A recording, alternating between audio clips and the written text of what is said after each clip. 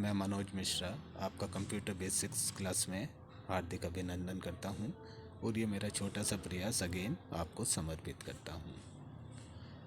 तो जैसा कि हमने पिछले वीडियो में देखा था क्लासिफिकेशंस ऑफ कंप्यूटर के क्लासिफिकेशंस हमने देखे और इसमें टॉपिक था classification of computer according to the size के हिसाब से कंप्यूटर कितनी कैटेगरी में डिवाइड किए गए थे ये हमने देखा। तो मैं यहाँ पर एक छोटा सा पॉइंट अगेन रिपीट करना चाहूँगा अबाउट सुपर कंप्यूटर। जैसा कि हमने पढ़ा कि सुपर कंप्यूटर जैसे कि नाम से ही मालूम चलता है कि इसकी प्रोसेसिंग स्पीड बहुत ही हाई होती है। अपनी हाई प्रोसेसिंग स्पीड के कारण ही इनको ये नाम दिया गया। इनकी स्पीड इतनी हाई होती है कि ये 1 सेकंड के 10,000 लाख में हिस्से में इंस्ट्रक्शंस को प्रोसेस करता है। इसी कारण इनका ये नाम रखा गया। करेक्ट। अब हम आज देखेंगे कि classifications of computer according to the type के हिसाब से कंप्यूटर के कितने क्लासिफिकेशंस किए गए। So just have a look. यहाँ पर मैंने आपके रेफरेंस के लिए एक छोटा सा चार्ट बनाया है। इस चार्ट में है क्लासिफिकेशंस ऑफ कंप्यूटर्स। जैसा कल की क्लास में हमने देखा था अकॉर्डिंग टू साइज कंप्यूटर को इन 4 कैटेगरी में डिवाइड किया गया। Super computer, main frame computer, mini computer and micro computers. Correct, जिनकी डिटेल मैंने आपको पिछले वीडियो में बताई। अब आज हम देखेंगे अकॉर्डिंग टू टाइप के हिसाब से कंप्यूटर्स को कितनी कैटेगरी में डिवाइड किया गया। तो जैसा कि हमें ग्राफ से मालूम चलता है कि टाइप के हिसाब से इनको 3 कैटेगरी में डिवाइड किया गया, एनालॉग कंप्यूटर, डिजिटल कंप्यूटर और हाइब्रिड कंप्यूटर। अब ये क्या है, तो मैं इनकी थोड़ी सी डिटेल्ड जानकारी आपको देना चाहूँगा। तो पहले हम देखते हैं एनालॉग कंप्यूटर ये क्या है। तो एनालॉग कंप्यूटर वो होते हैं जो भौतिक मात्राओं को नापते हैं। अब ये भौतिक मात्राएं क्या है, जैसे कि प्रेशर, दबाव, टेम्परेचर, तापमान, लेंथ, लंबाई या हाइट, ऊंचाई। तो ये इन सारी भौतिक मात्राओं को नापकर उनका रिजल्ट अंकों में व्यक्त करते हैं, डिजिट्स में शो करते हैं। इसीलिए हम इनको एनालॉग कंप्यूटर बोलते हैं। इसका सबसे बेस्ट एग्जाम्पल है थर्मामीटर। जैसा कि हम जानते हैं कि थर्मामीटर का काम होता है कि ये व्यक्ति के शरीर के टेम्परेचर को नापता है और उन्हें अंकों में शो करता है कि इतने डिग्री सेल्सियस उस व्यक्ति के बॉडी का टेम्परेचर है। करेक्ट। अब इसी का ही अगर मैं आपको और एग्जांपल्स बताऊं, जैसे रेन गेज, वर्षामापी यंत्र, ये एक एनालॉग कंप्यूटर का एग्जाम्पल है। तो इसकी सहायता से हमें ये मालूम चलता है कि किसी विशेष स्थान पर कितनी मात्रा में बारिश हुई है। तो बारिश की मात्रा इस वर्षामापी से नापी जाती है। करेक्ट। अब अगर हम देखते हैं हाइग्रोमीटर। अब ये हाइग्रोमीटर ये भी एनालॉग कंप्यूटर है। अब इसका काम क्या है, इसका काम ये होता है कि ये वायुमंडल में कितनी नमी या कितनी आर्द्रता है उसको नापता है। इसी सीक्वेंस में आता है एनीमोमीटर। एनीमोमीटर की सहायता से हम वायु की शक्ति, उसकी एनर्जी कितनी है और उसकी स्पीड क्या है, ये हम एनीमोमीटर से नापते हैं। Correct. So this is analogue computer. अब अगर हम देखते हैं डिजिटल कंप्यूटर। डिजिटल कंप्यूटर क्या है, जैसा कि हमें नाम से ही मालूम चलता है, डिजिट का मतलब होता है अंक। तो डिजिटल कंप्यूटर अंकों की गणना करता है और इसका उपयोग डिजिट के रूप में किया जाता है। इन्हीं डिजिट को हम बोलते हैं बाइनरी नंबर सिस्टम, जो जीरो और एक पर आधारित होते हैं। तो इस प्रकार के कंप्यूटर का सबसे ज़्यादा उपयोग बिजनेस को रन करने में, अगर हमें हमारे घर का बजट तैयार करना है उसमें, शिक्षा के क्षेत्र में और मनोरंजन के क्षेत्र में हम इस टाइप के कंप्यूटर सबसे ज़्यादा यूज़ करते हैं।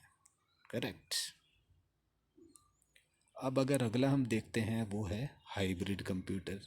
जैसे कि नाम से ही मालूम चल रहा है, इस हाइब्रिड कंप्यूटर में एनालॉग और डिजिटल दोनों कंप्यूटर की विशेषताएं होती है। इसका मतलब कि ये एनालॉग कंप्यूटर से प्राप्त आंकड़ों को डिजिटल रूप में उपलब्ध कराता है। करेक्ट। और इस प्रकार के कंप्यूटर को हम सबसे ज़्यादा उपयोग करते हैं चिकित्सा के क्षेत्र में और मौसम विज्ञान के क्षेत्र में। अब इन हाइब्रिड कंप्यूटर के अगर मैं आपको एग्जाम्पल्स बताऊं कि इनका यूज़ कहाँ कहाँ पर सबसे ज़्यादा होता है, तो जस्ट हैव ए लुक।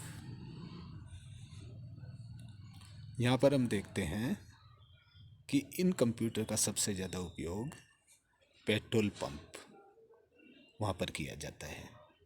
तो पेट्रोल पंप पे जो हमें मशीन दिखाई देती है, तो वो क्या है, जो फ्यूल के फ्लो को मेजर करती है और उसे करेंसी रेट के अंदर शो करती है, ताकि हमें मालूम चलता है कि जितना पेट्रोल हमने हमारे व्हीकल में डलवाया है उसकी कॉस्ट क्या है।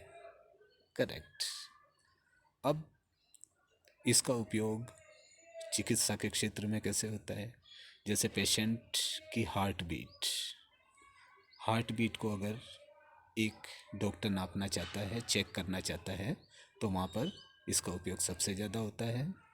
साइंटिफिक लेबोरेटरीज़ में इनको सबसे ज़्यादा उपयोग में किया जाता है और एप्लाइड साइकोलॉजी में भी इनका उपयोग होता है। अब ये एप्लाइड साइकोलॉजी क्या है, तो ये जो एप्लाइड साइकोलॉजी होती है, इसके माध्यम से हमें ये मालूम चलता है कि एक मनुष्य और जानवर का नेचर या बिहेवियर क्या है। इसकी स्टडी हम इस टेक्नोलॉजी से करते हैं। तो यहाँ पर हम हाइब्रिड कंप्यूटर को यूज़ करते हैं। इंडस्ट्री की प्रोसेस में या इंडस्ट्रीज़ में जितने भी काम होते हैं उनकी डाटा प्रोसेसिंग वगैरह में हम इन्हें सबसे ज़्यादा उपयोग में लाते हैं। इनका उपयोग डिफेंस सेक्टर्स में सबसे ज़्यादा किया जाता है, एयरलाइंस सेक्टर में किया जाता है, शिप्स पानी के जहाज वहाँ पर, सीमेंट प्लांट्स में, गैस पंप स्टेशंस पर, रेडार सिस्टम्स में, साइंटिफिक कैलकुलेशंस को परफॉर्म करने में, वेदर सिस्टम कंप्यूटेशंस में और इलेक्ट्रोकार्डियोग्राम मशीन में। इलेक्ट्रोकार्डियोग्राम मशीन क्या है, अब इसके बारे में मैं आपको एक संक्षिप्त जानकारी देना चाहूँगा कि ये एक ऐसी मशीन होती है जिसकी सहायता से हमारे हार्ट की इलेक्ट्रिकल एक्टिविटी को ग्राफ के माध्यम से दर्शाया जाता है। और ये ग्राफ नॉर्मली हमें स्क्रीन पर वोल्टेज वर्सेस टाइम के रूप में दिखता है, जिसे डॉक्टर एग्जामिन करता है और पेशेंट का प्रॉपर वे से ट्रीटमेंट करता है। That is electrocardiogram machine.